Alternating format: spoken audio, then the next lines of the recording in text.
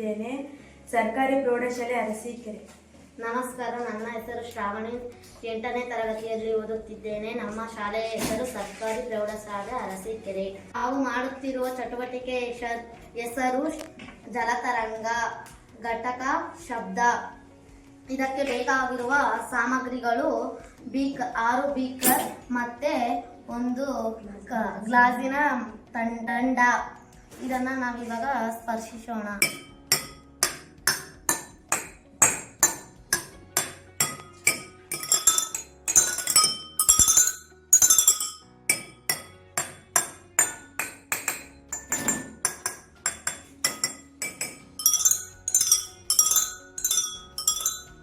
ಇದಕ್ಕೆ ಕಾರಣವೇನೆಂದರೆ ನೀರು ಅಸಮವಾಗಿದೆ.